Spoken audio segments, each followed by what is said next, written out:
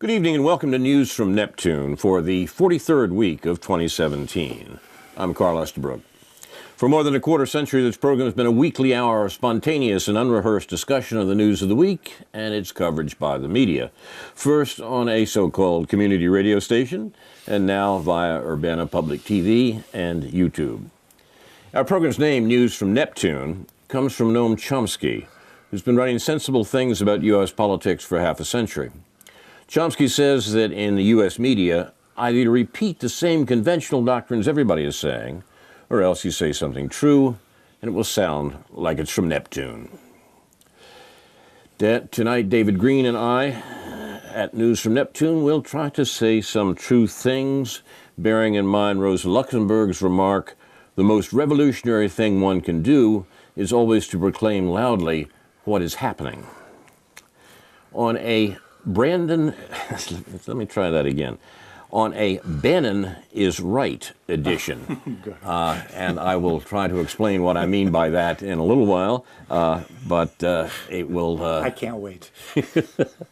Well, we will wait for your laundry list to start. Sure. And we will begin with David Green's list of important topics. Or things that interest me, whether they may be important or not, but just a little bit random, but things that interest me and I think are relevant. I try to pick a few things that are relevant to fundamental issues of our day. There was a nice Books to Prisoners book sale last Saturday at the Independent Media Center. And I only mention that because I managed to score a couple of good books by the late historian David F. Noble, who should be more read and understood than he is, which I have on display here. One I'm going to read an excerpt from. The other two are his most well-known book, America by Design. The other was his last book, Digital Diploma Mills. And the one I'm going to read an excerpt one is a brief excerpt is from Forces of Production, a social history of industrial automation.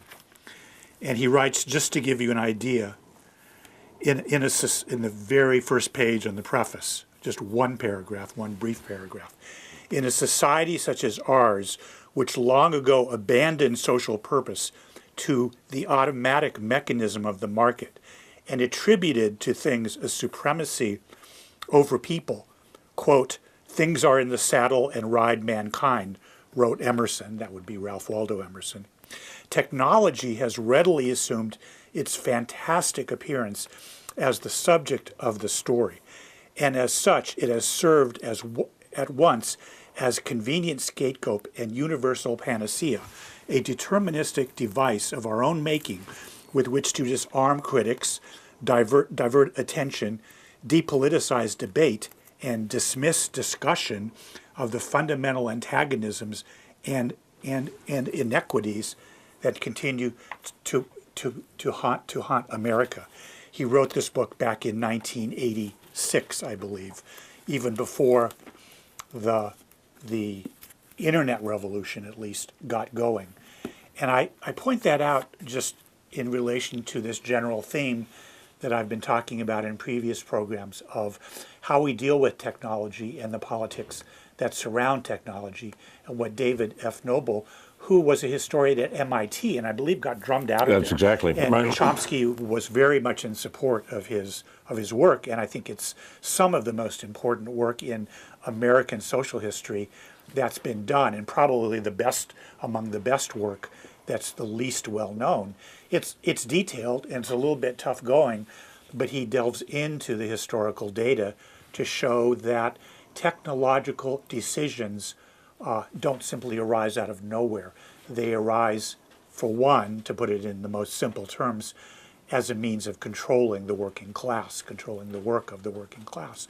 And so when academics on our campus innovate, as they certainly do, they do not necessarily have control over what happens to those innovations in relation to the social consequences, meaning the consequences to all of the values that they purport to support: social justice, progress, equal opportunity, general prosperity, all that good stuff, which certainly will not come out of anything, of any innovation on our campus, for want of political action that determines what the outcomes of these things are.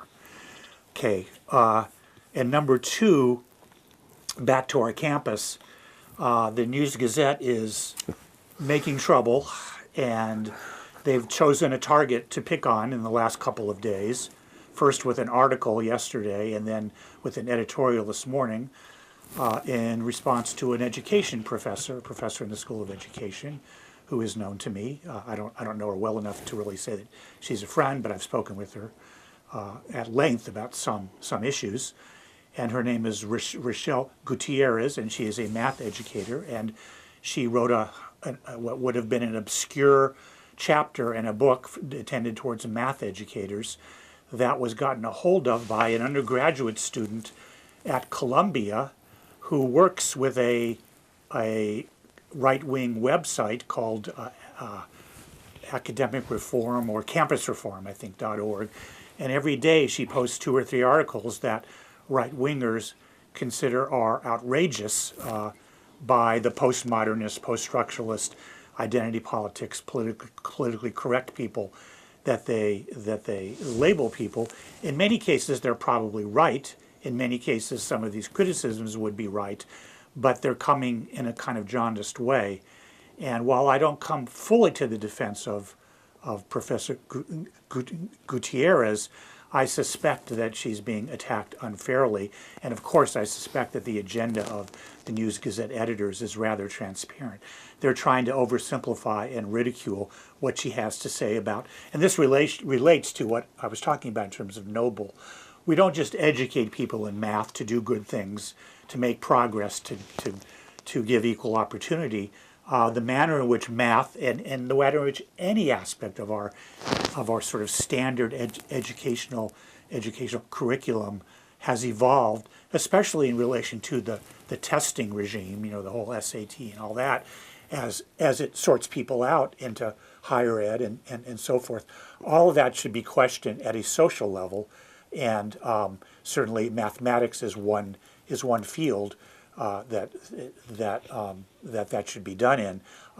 She made a provocative statement by saying that success in math is seen as a mark of whiteness, and I can't speak for her. I don't know exactly what she means by that, but she's not oblivious to social class. She's not oblivious to the relationship between whiteness and social class, and there is something to be said for how we.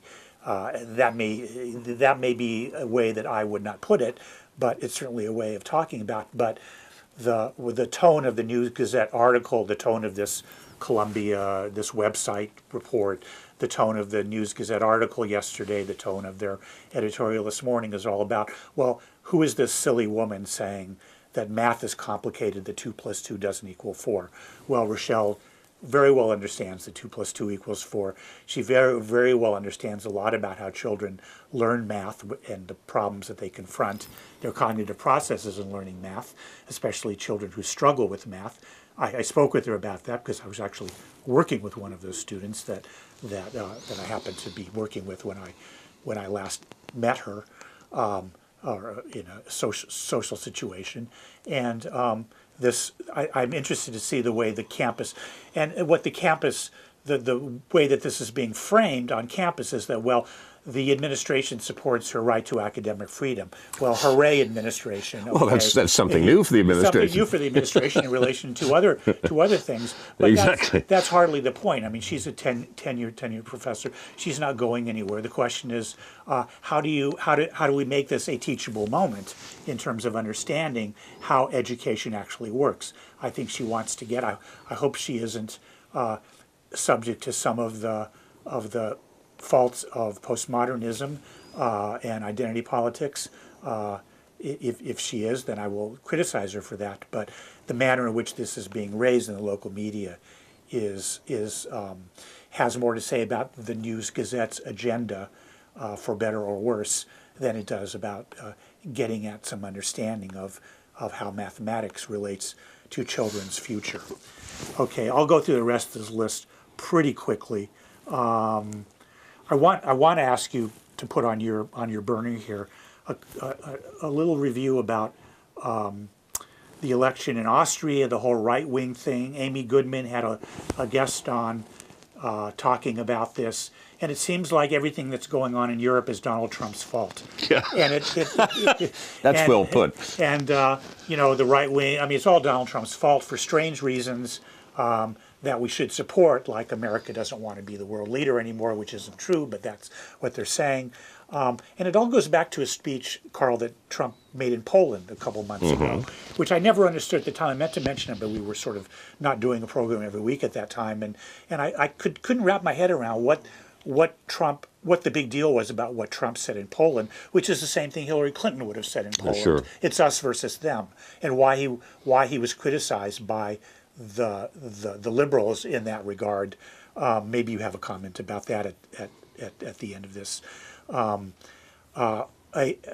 next item is a notable editorial by the New York Times on Monday called the Forever Wars that was ably critiqued by David Swanson on his website on a kind of a paragraph basis, well worth looking at.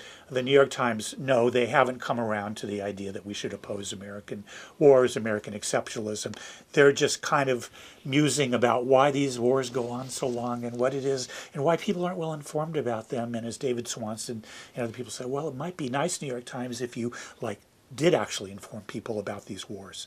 Related to that, the New York Times has a new sort of feminist op-ed columnist. Her name is Lindy West. Have you noticed her? No, I haven't. Lindy West, Lindy West, who's written quite a few op-eds recently from a sort of a youthful feminist point of view. She had a recent article about Megyn Kelly. Is it Megyn Kelly, the journalist? Yeah, who she said, well, doesn't deserve, she's gone from Fox News to NBC. And a comment she made in that article was repeated by the Angry Arab, and the comment had to do with criticizing Fox News for leading us into the Iraq War. This is a woman writing in the New York Times, so it seems like she should also be focusing on that. The New York Times much more centrally led us into the Iraq War. We all know the story of Judith Miller and all that stuff going on. I only wrote the word tax for my next item. I just wrote the word taxes because the whole debate about the upcoming tax bill is very unenlightening. Of course, it's a horrible bill. Of course, it doesn't address any real problems, but we're not necessarily understanding in the mainstream media how our tax system works and why it's broken and why it needs to be changed. But at least there's some decent debate. I mean, I think Dean Baker, as usual, has had good comments on that, and other people that you can see on the Real News Network. I attended a symposium on Wednesday morning, I guess it was. It had been from Tuesday night through Wednesday on campus about Israel and the '67 war and the run-up to and the subsequent occupation that resulted from the Arab-Israeli War, 1967. A good presentation by Ken Kuno, a good presentation by a little-known but should be better-known older historian named Charles Smith out at Arizona. I always get those two schools mixed up, but one of those Arizona schools. Chomsky's at one of them, and I think this guy might be at the same one. Charles Smith has a perfectly good, serviceable textbook on the Israel-Palestine conflict that's been around for 25 years or so. It's a rather dull read, but if you wanted to read one book about it, I'm not sure if he's updated it recently. Well, I know he has, but I'm not sure if he's updated it, say within the last 10 years or so. I went to hear him, and what I would like to say about this, other than that what these gentlemen had to say was basically true and stuff that you wouldn't have heard on campus 10 or 15 years ago, is that the audience was so small. And I understand, like, when when Aware does something, the audience is small, but this is campus behind. This is with the South Asian Studies Center and so forth. And it seems like when Charles Smith comes all the way to give a talk, and he knows so much about this, he should be giving it to more people, and it should be attracting. It should be set up in a way as to attract more students. I don't know if he had other events scheduled. I don't think he did. And I mean, he should be speaking at least to classrooms in this, to classes in this on this topic. But it just doesn't seem right that he came all this way to speak to so few people. A nice report by Aaron Mate on the so-called opioid crisis. A nice interview with the guy named Johan Hari, who's done a lot of work on this. That is on the Real News Network, which is well worth watching in terms of his criticism, which ultimately is that the opioid crisis is a social crisis. It's a socioeconomic crisis. It's a crisis of jobs and the meaning in life that goes along with jobs and the way the economy batters people in that regard. And then the last thing is just to note Diana again, yes. Becoming a weekly occurrence, right. Diana Johnstone's response on Counterpunch to the Antifa critics who criticized her previous work on that. In this column was a little more interesting, a little more provocative, because she named names and kind of went at people in a more specific way, which she hadn't done previously. But I think she acquitted herself well, and it's worth noting that I think she's we can call at least a technical knockout in the Antifa versus Diana Johnstone wars, although I'm sure that won't be agreed with by a few people, maybe even some that we know. It's true.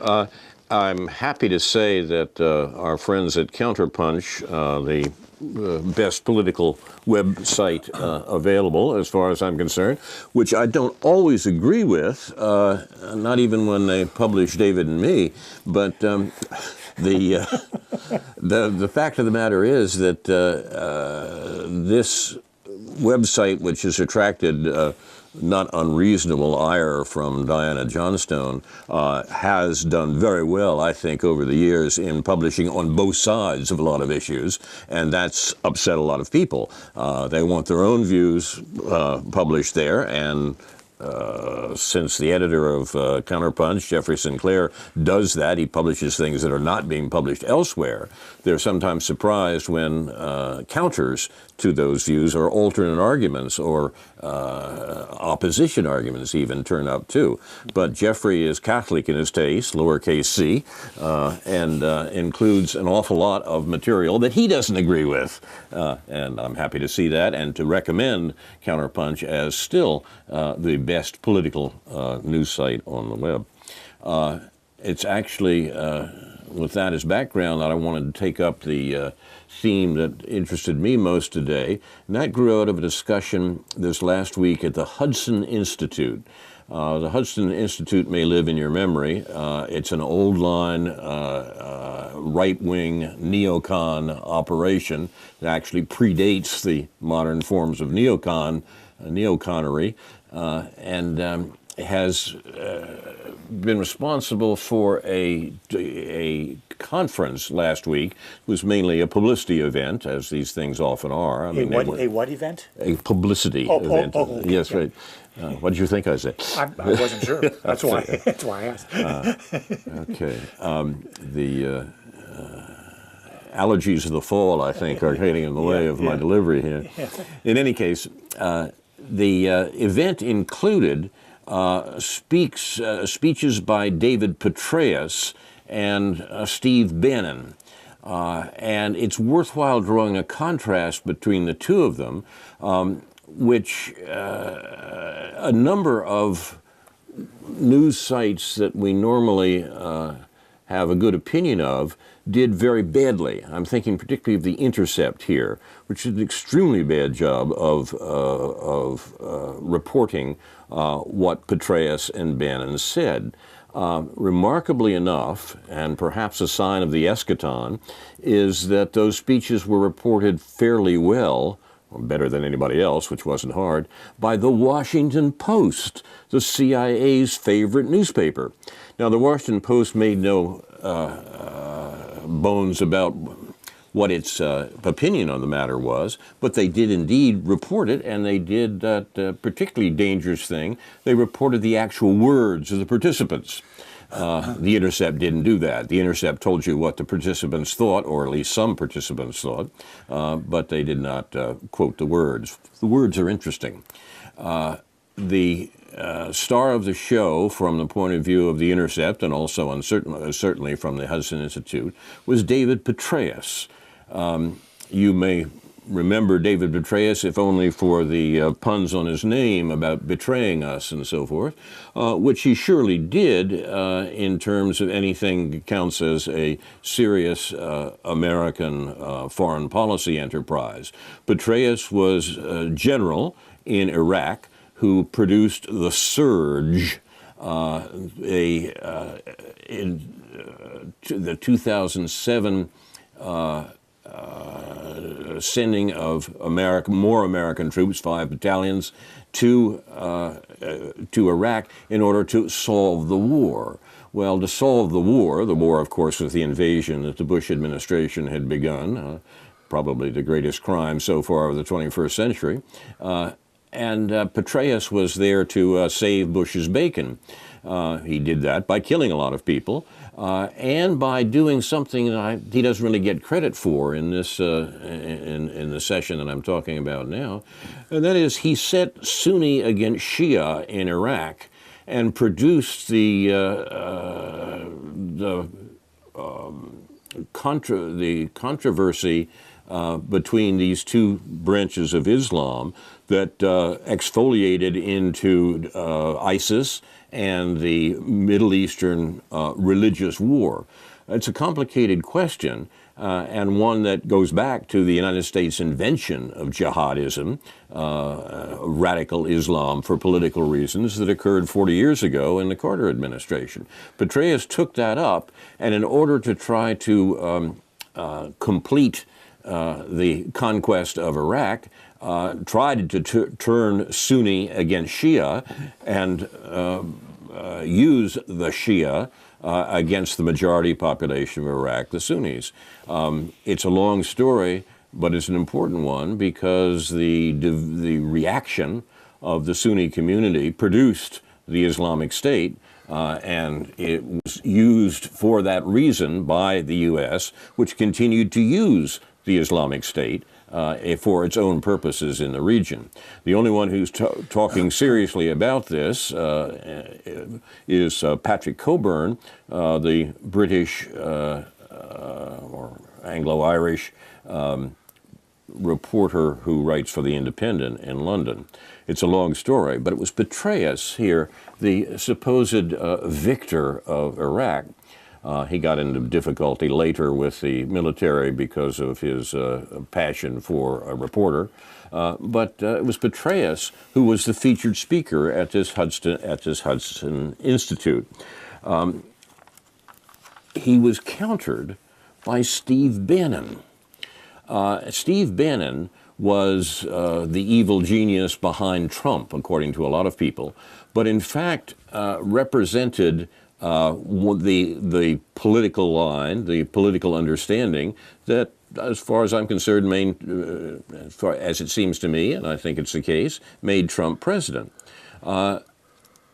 When Trump came into office, there were two advisors that represented the divergent lines in the Trump campaign.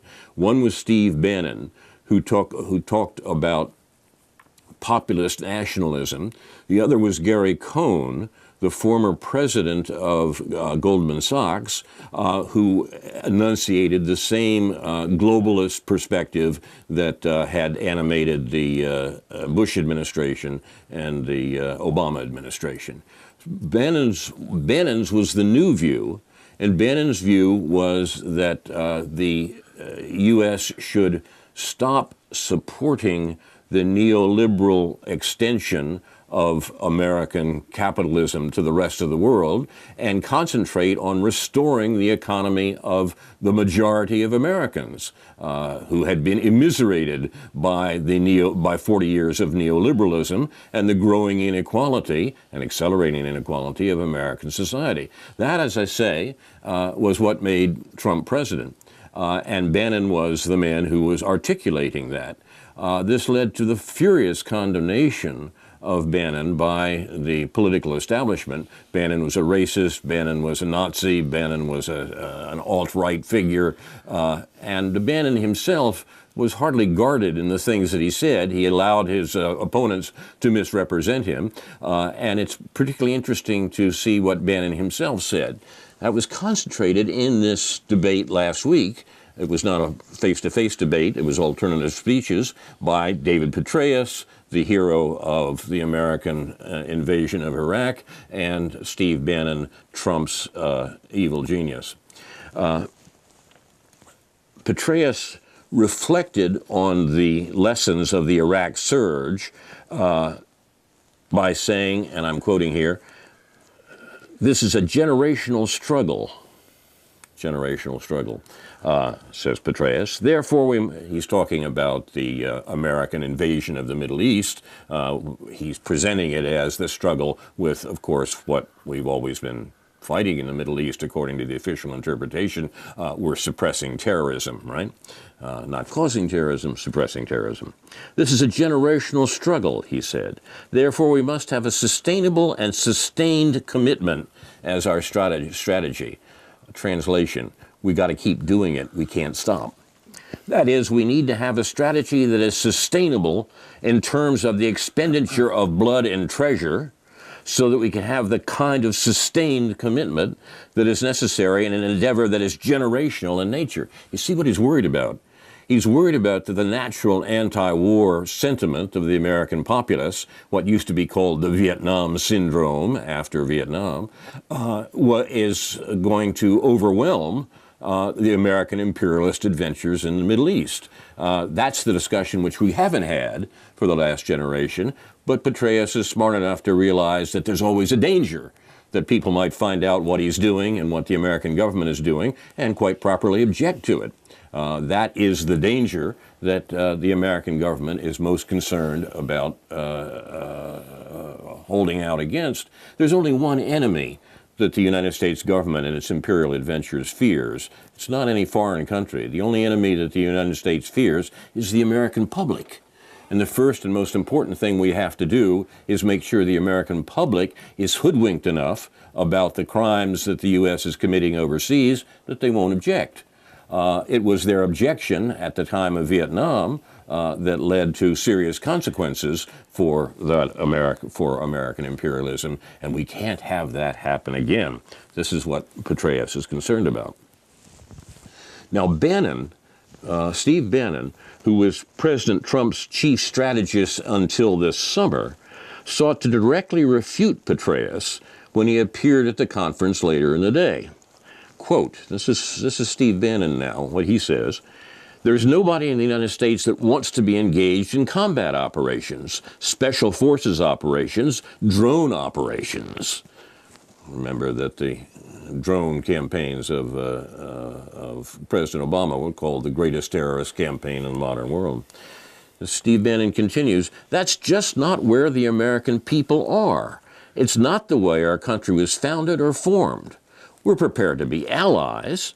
What we don't want in these countries is these countries," he means the countries in the Middle East, "to be protectorates. It's not our fight."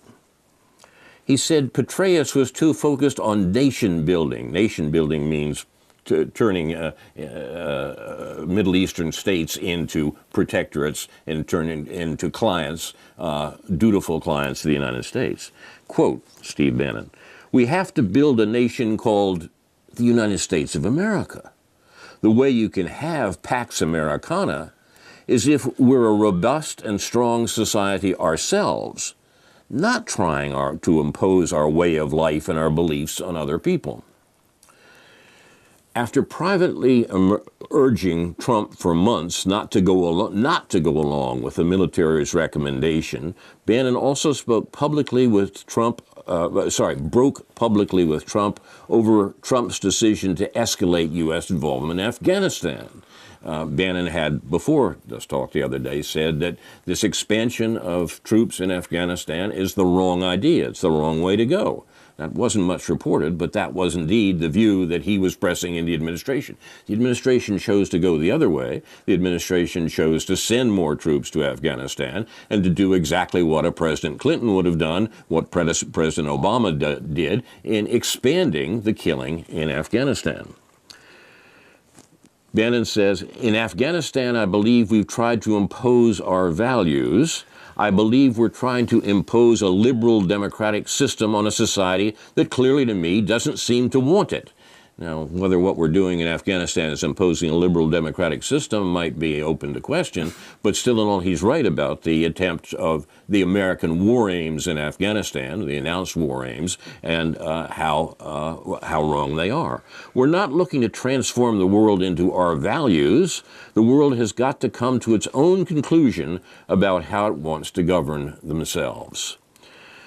Bannon described, that was Steve Bannon, attacking the imperialist military outreach philosophy of the last administration, as represented by David Petraeus, and what has become the view of the current administration. Bannon described the 2016 election as primarily a repudiation of elites. I think he's right about that. And poo-pooed the value of expertise in policymaking. An attack on the Trump administration has been he's dispensed with all the experts in the State Department and so forth that were there before. In other words, the experts that brought us the invasion of Iraq and the 8 wars by Barack Obama and so forth. That shows Trump isn't serious and that therefore he really should be removed from office. Bannon said in his provocative fashion that he'd rather have 100 people who show up for a Roy Moore rally in rural Alabama lead the country than the top 100 partners at Goldman Sachs. Part of the point is that the top 100 partners at Goldman Sachs are running the country. He added that he'd prefer that same group of citizen populists to decide U.S. foreign policy than the globalists who travel to Davos for the annual World Economic Forum.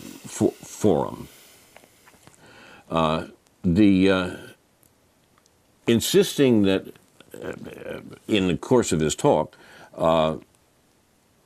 Bannon attacked the critiques of Trump by George Bush and John McCain as, quote, just more pablum.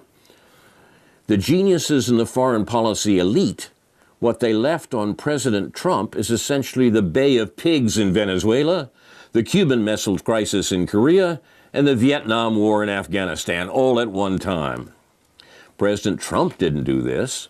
The deplorables that voted for President Trump didn't do this. This is the geniuses of both political parties. Both political parties delivered this upon us. Now that's Steve Bannon talking eminent truth, it seems to me, over against the traditional administration lies from David Petraeus. It's the most serious comment about American war-making that I saw any place this week, and it came from the deplorable Steve Bannon. Comments, Stephen? Well, yeah, I think that's that's a good catch there in terms of what Bannon had to say. I'm not as much a fan of Bannon as you are. I reject the notion that I'm a fan of Bannon. Yeah, right. What I want is an accurate account of what's being said in this administration, Yeah. and the fear of what's being said by Steve Bannon in the political establishment is so great that they find it impossible to represent him to say what he said. I think we should pay attention to what he said.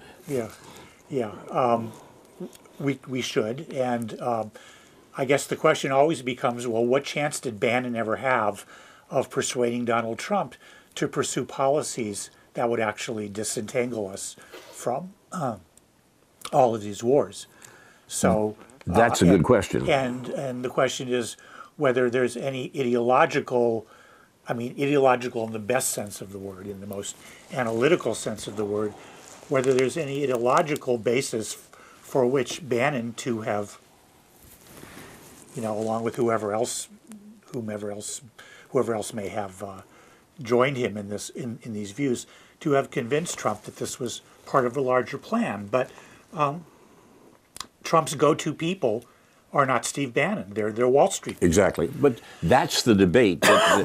It was Bannon's view, call it populist nationalism if you want, that produced the Trump administration. But in office, Trump, who turns out to be the weakest American president, I think, since Calvin Coolidge, Trump in office immediately goes away from the non-interventionist and populist in terms of supporting the immiserated American middle class asseverations of his campaign, and adopts what were essentially the Obama-Clinton policies in regard to war and the economy. That's the real change. And the change is symbolized in the Trump administration by Trump's turning away from Bannon's analysis and towards the analysis of Gary Cohn, the head of the Economic Council, who may be the new Fed chair.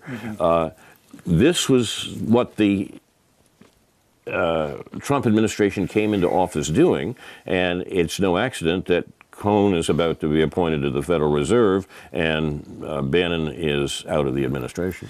Well, is it ironic in a sense that in the area in which Trump would have more sort of unilateral power in relation to foreign policy, in which he could dictate certain things, other than giving the Pentagon another $100 billion or whatever, that he failed. I mean, with all of his failures on his domestic programs, as opposed to possible successes that he could have more or less dictated in terms of foreign policy, he chooses to behave the way he did.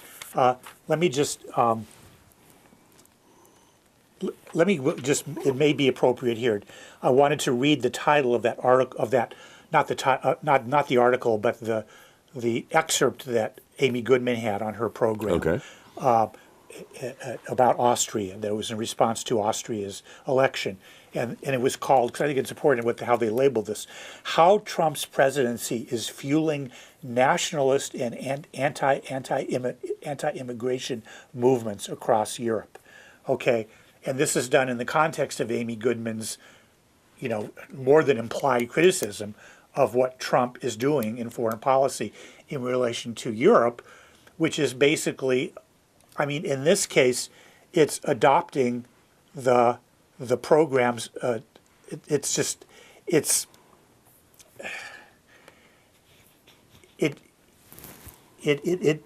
isn't addressing the nature of what's actually going on in Europe, and how Trump has basically continued in his Poland speech and so forth, this adversarial, this clash of civilizations, this neoconservative rhetoric. So what does Trump understand? What does Trump understand? Bannon apparently wasn't successful at what sort of thought process does Trump have that Bannon could have tapped into to get him, quote, get him to behave differently? But I understand what you're saying about Bannon and what he says, whether you want to call him a fascist or not, or a racist or not, I think we make a mistake in concentrating on Donald Trump's peculiar personality and what he thinks, what he believes, what he knows. It really is that. That's what they want us to do. That's what the American political establishment wants to do, because of its fear that the Trump administration is not playing by the rules. The Trump administration is not doing what the Obama administration did, what the Bush administration did, particularly in foreign policy. That was the great fear from the beginning. One of the most acute commentators on this is John Pilger, the Australian journalist. And before the election, he wrote about the American political establishment's fear of Trump and why it feared Trump. He said, and I'm quoting, "The CIA demanded Trump not be elected. Pentagon generals demanded that he not be elected. The pro-war New York Times, taking a breather from its relentless low-rent Putin smears, demands that Trump not be elected. Something is up. These tribunes of perpetual war are terrified that the multi-billion-dollar business of war by which the United States maintains its dominance will be undermined if Trump does a deal with Putin, then with China's Xi Jinping. They panic at the possibility of the world's great power talking peace, however unlikely, would be their panic at the possibility of the world's great powers talking peace, however unlikely, would be the blackest farce were the issues not so dire. It's the bedrock principle of U.S. foreign policy, going back into the 19th century, to oppose the economic integration of Eurasia under whatever auspices, domestic or foreign, because that would be a challenge to the U.S. elite's world economic hegemony.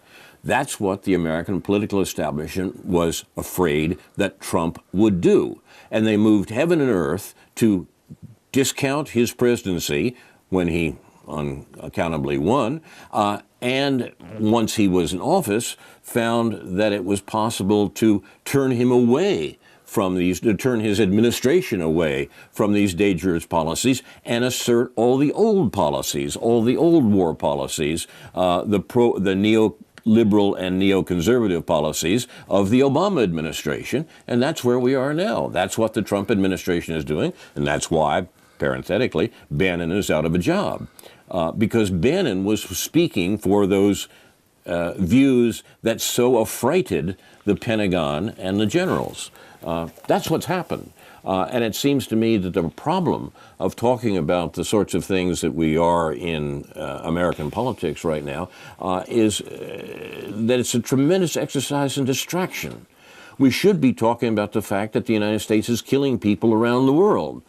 We should be talking about the fact that the United States is continuing the immiseration of most of its population.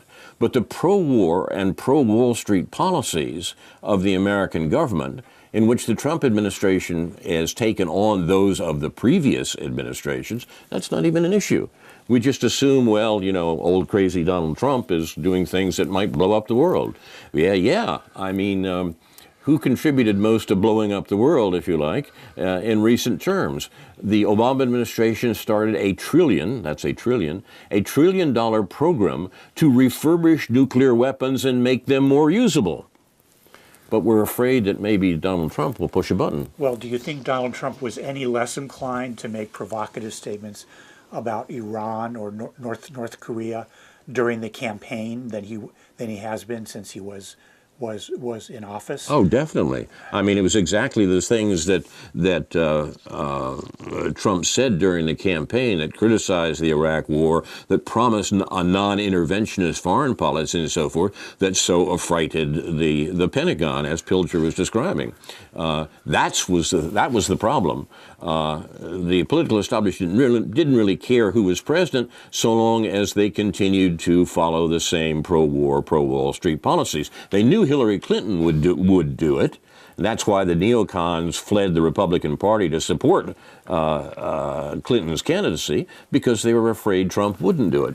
But what did Trump have in mind when he chose to go to Saudi Arabia and Israel and speak the way he did about Iran, or to go to Poland and speak the way he did about the war against the Muslim world, or the war against Islamic terrorism? I mean, what did he not choose to do these things, to say these things, to make is he not the one who made these choices? And do these choices not come out of his own rather, I don't know, simplistic is the right word, or rather sort of standard reductionist view of the moralistic, perhaps, I don't know if moralistic is the right word, view of the way the world works, of his I would have accepted if Trump was if he talked to Ron Paul or whatever, if he subscribed to a more rich notion of what it might mean for the United States not to be nation building, quote unquote, not to be a global power. But I mean, here you have this upside down world in which Amy Goodman is implying that it's a bad thing that Trump is no longer, that under Trump, we're no longer seen as a stable leader of the quote-unquote free world. Yeah, there are several There's questions so much there. confusion. The fundamental point sort out. is that Trump doing the things that you describe here is reversing what he said in the campaign that so scared the Pentagon, that so scared the political establishment. He has reversed that, and the sign of his reversal is the departure of Steve Bannon, perhaps. But we have to understand that as a reversal. What got him elected was sympathy for the majority in America rather than for the 1%, and his opposition to the war making that the Obama administration and a Clinton administration following them would have continued to undertake. It's important to note that one of the studies of the actual voting in the administration shows that some crucial areas, some crucial votes in the Midwest, in Michigan and Pennsylvania and elsewhere, were in communities that actually been directly impacted by the war. Communities that should have been solid for the Democrats voted against Clinton on the grounds that their sons were the ones, and daughters, were the ones who were coming back dead from the Middle East. This is, I think, perhaps the most important demographic analysis to come out of the election. The things that you condemn Trump for saying were the things that he had been converted to, by whatever means, after the campaign. The call for stable leadership in America is mainly a call for the sorts of things that Obama was doing in promoting war provocations against China and Russia. That's what the political establishment wanted, and that's what it's finally got from Trump. The fear was that they wouldn't get it from Trump. I don't know that he said anything during the campaign to make us believe that he would support the Iran deal or continue to support the Iran deal. Well, the Iran deal is peculiar here. I mean, what he did say was the things that sent all the neocons running from the Republicans to Clinton. Yeah. The Iran deal was an attempt by the Obama administration to restore its essentially complete control of the energy resources of the Middle East, to get Iran to be a reasonable cooperator in American hegemony in the Mideast. America has been torturing Iran for 60 years precisely because Iran has a lot of oil. And the Obama administration was a slight change in tactics, perhaps, by saying, okay, we can get the Iranians back into the overall framework of order, as Henry Kissinger called it, if we play nice rather than attack them with sanctions. A tactical difference, but not a difference in overall strategy between the Obama administration and previous administrations. It's a mistake, I think, and an indication of how turned the Trump administration has been, that it attacks this very tactic with a more belligerent tactic of its own. It's the belligerence that the United States has exercised over against Iran for 60 years that ended up overthrowing their government in 1953 in order to produce the sort of control that we needed. The Obama administration thought that control could be reestablished one way. The Trump administration prefers to talk about the belligerence that's been the American standard all along, and they've done that once they've been turned in the direction of the policies of Obama and Clinton. So it seems like the New York Times editorial that I referred to before about the forever wars, it seemed important. I mean, it was an important sort of policy statement by the editorial board of the New York Times because the liberal, which represents liberal public opinion, which purports to guide liberal public opinion in this country, the timing and the substance of that seems important in terms of how we understand how liberals are seeing Donald Trump. I mean, this was a modified, perplexed, sort of, we are so vexed at the New York Times as to what's going on with all these wars. We can't seem to stop them, but we don't know how to get out of them. I forget how the editorial even spoke of. I know you're bringing up Adam Johnson on the FAIR website there, who did also critique as well as David Swanson of this. What's up with the liberal elite, what Chris Hedges would call the liberal class, in terms of this policy statement? They've learned nothing and forgotten nothing, perhaps. I mean, there's nothing new here. What you're referring to here is an excellent article on the Fairness and Accuracy in Reporting website called FAIR, where it talks about this article or editorial, really, that the New York Times ran last week, actually listing the wars that the United States is carrying on around the world, the very thing that the Obama administration wanted to be so quiet about. They wanted to do the wars and not let really anybody notice or at least pay any attention to it. Nothing's happening here, move on, so forth and so on.